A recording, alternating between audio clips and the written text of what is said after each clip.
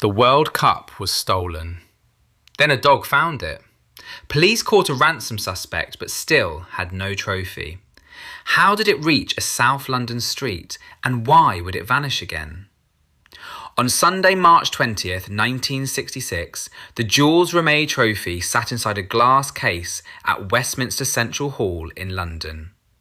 England was less than 4 months from hosting the World Cup. The trophy was appearing at Stampex, a rare stamp exhibition.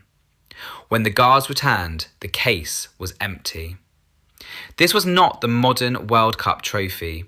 It showed a winged figure of victory holding a shallow dish above her head. Names of former champions circled its base. Somebody had removed it from a public exhibition in central London without leaving a clear account of how. BBC Sport later described the security as inadequate, citing historian Martin Atherton. The exact route in and out of the building was never established. Whoever took the cup ignored the stamps. History Extra reports that the collection was valued at roughly £3 million, while the trophy was valued around £3,000.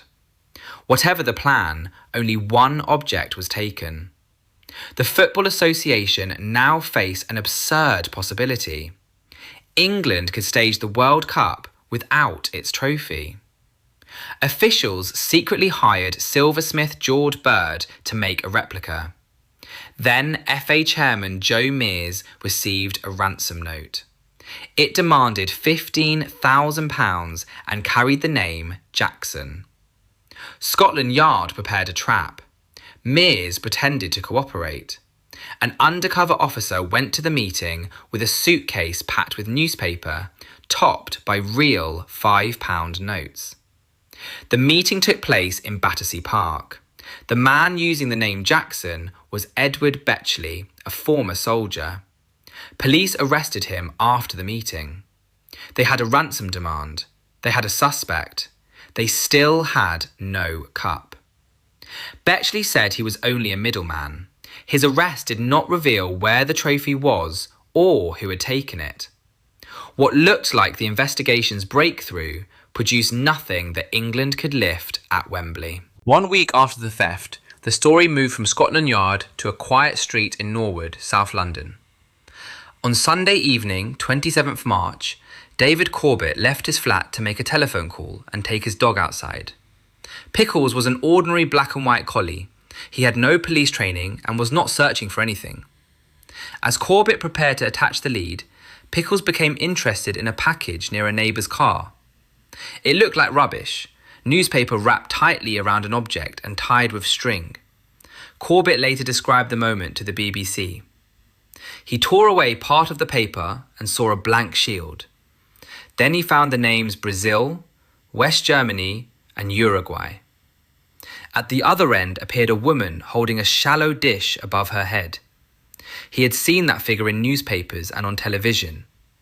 His heart started pounding. Corbett carried the bundle to his local police station and put it on the desk.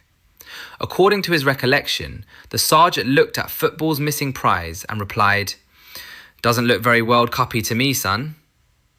A detective was called. Corbett was taken for questioning. The man who returned the trophy suddenly realised that police might think he had stolen it. They eventually cleared him. Specialists verified the cup. 7 days after it vanished, the Jules Rimet Trophy had been recovered because a pet dog stopped beside a bundle everyone else had ignored. When Corbett returned to Norwood, reporters were waiting outside. Scotland Yard had spent a week searching. Pickles had ended the case during an ordinary walk. The original thief was never conclusively identified. The recovery did not end the Football Association's nerves. George Bird's secret replica already existed. BBC Sport reports that police later arranged to switch the original with Bird's copy during England's post-final celebrations. On July 30th, England beat West Germany 4-2 after extra time at Wembley. Captain Bobby Moore lifted the Jules Rimet Trophy. The object taken from Westminster Central Hall had reached the moment for which it existed. Pickles received medals, appeared on television, and took a role in the film The Spy with a Cold Nose. Corbett received sponsor and insurance payments totalling almost £5,000, then used the money to buy a house in Surrey. After England's victory, Corbett and Pickles attended a celebration with the team. Corbett remembered Bobby Moore lifting the dog toward the crowd as people cheered. The captain who had lifted the cup now lifted the dog who had found it. Pickles died the following year. The trophy survived him, but not permanently. Brazil won its third World Cup in 1970 and received permanent ownership of the Jules Rimet Trophy. A new trophy was designed for future tournaments. The original moved to Brazil. In 1983, thieves took it from the headquarters of the Brazilian Football Confederation in Rio de Janeiro. This time, no newspaper bundle appeared. No accidental witness found it.